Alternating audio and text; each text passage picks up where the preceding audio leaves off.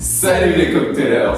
On espère que vous et vos proches allez bien. Hier, on prenait l'apéro et on nous a demandé quelle était la différence entre le cognac et l'armagnac.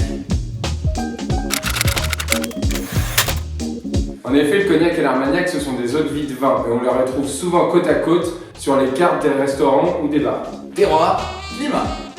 Même si seulement 300 km séparent les deux régions, les terroirs se distinguent par des sols et des climats différents, qui apportent une typicité aux eaux-de-vie distinctes. Le sol du Cognacé appartient à la même ère géologique que celui de la Champagne. Il est majoritairement calcaire. Le sol armagnaquais, en revanche, est sablonneux, silicieux et argilo-calcaire. Le climat armagnaquais, plus chaud l'été et plus rude l'hiver, soumet la vigne à une plus grande amplitude thermique et hydrométrique. Le climat océanique du Cognacé est lui beaucoup plus tempéré. C'est pas... La région d'Armagnac produit du vin, contrairement à Cognac où la majorité du vin, très acide, est utilisée pour faire des eaux-de-vie.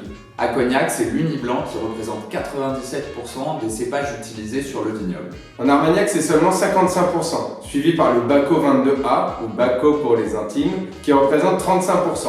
Le Baco, c'est un hybride entre la folle blanche et le Noah américain, inventé en 1898 par François Baco, un professeur landais. On trouvera aussi la folle blanche, le colombard ou le plan de Grèce, qui revient à la mode. La distillation. La grande majorité de l'armagnac est produite grâce à des alambics à colonne continue armagnaqués, qui donnent des eaux-de-vie entre 52 et 72 degrés. Depuis 1972, l'alambic à repas charentais peut être utilisé en armagnac, même si son utilisation reste marginale. Et comment qu'on le chauffe, le cognac? Le cognac provient, lui, d'une double distillation en alambic charentais à feu direct. La première chauffe produit le brouillis entre 27 et 32 degrés. Elle est ensuite rechauffée, d'où alambic à repasse, pour donner la bonne chauffe autour de 70 degrés. Le vieillissement. La principale différence réside dans les fûts. En armagnac, on utilise des pièces. Des fûts de chêne pédonculés de 400 litres, ici du Limousin ou de Gascogne.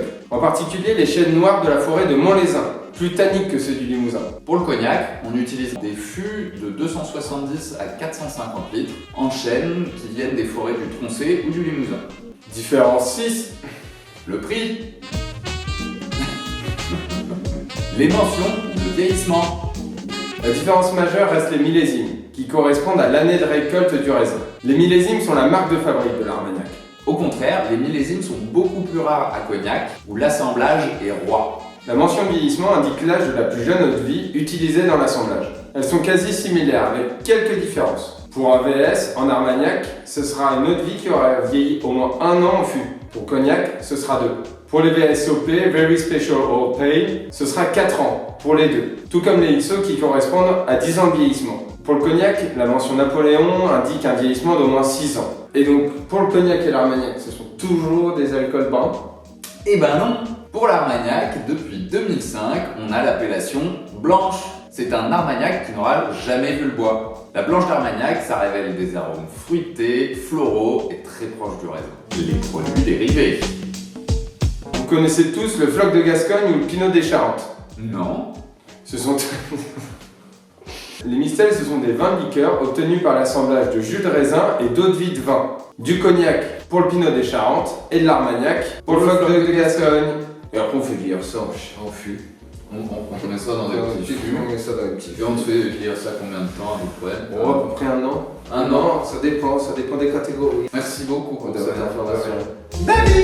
Entre Goliath. L'armagnac et le cognac ont eu 2 trajectoires historiques complètement différentes qui influent sur leur renommée actuelle. Si l'armagnac est la plus vieille eau-de-vie de France, On en retrouve les premières traces écrites en 1310. elle est représentée par de petits producteurs et s'est développée sur un modèle de consommation nationale. La plupart des vignerons couvrent l'ensemble de la chaîne, de la vigne à la bouteille. A l'inverse, le cognac, lui, est une eau-de-vie conçue par des étrangers pour un marché d'exportation. C'est notamment la présence du port de La Rochelle et d'un traité de commerce en 1860 entre la France et l'Angleterre avec Napoléon III qui a permis l'exportation et le développement du cognac. Aujourd'hui encore, 98% de la production est exportée, et ça tiré par 4 grandes maisons. Le Big Four. Hennessy, Martell, Rémy Martin et Courvoisier. À eux 4, ils représentent 80% du marché. En 2019, 216 millions de bouteilles de cognac ont été vendues à travers le monde. Soit 73 fois plus que l'Armagnac qui en a vendu 3 millions. Et voilà, vous avez tous les éléments pour vous faire votre propre idée maintenant en allant déguster des cognacs et des Armagnacs. Mais la meilleure solution, c'est bien sûr d'aller voir les producteurs. Allez, ciao!